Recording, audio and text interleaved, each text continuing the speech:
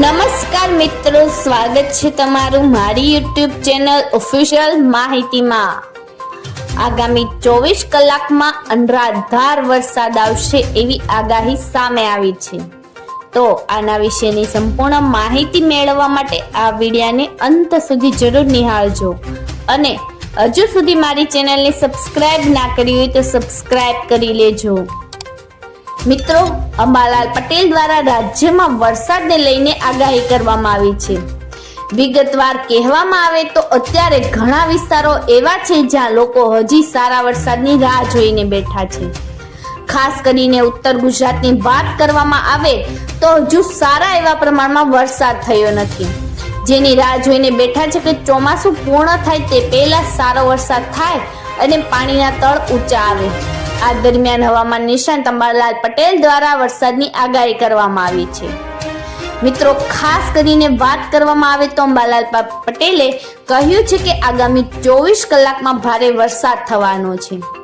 અત્યારે ગુજરાતમાં એક સિસ્ટમ સક્રિય થઈ છે।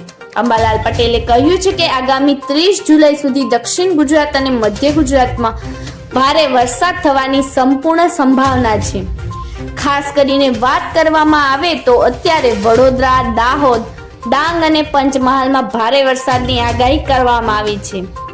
આ જિલ્લામાં આગામી 30 જુલાઈ સુધી ભારે વરસાદ થવાનો છે। મિત્રો, આ સાથે સાથે જ ગાંધીનગર અને અમદાવાદમાં પણ આગામી 24 કલાક ભારે વરસાદની આગાહી કરવામાં આવી છે। એટલું જ નહીં પરંતુ 28 થી 30 જુલાઈ સુધી અતિ ભારે વરસાદની આગાહી કરવામાં આવી છે। આ દરમિયાન ગુજરાત રાજ્યના અનેક જિલ્લાઓમાં ભારેથી અતિ ભારે વરસાદ થવાનો છે।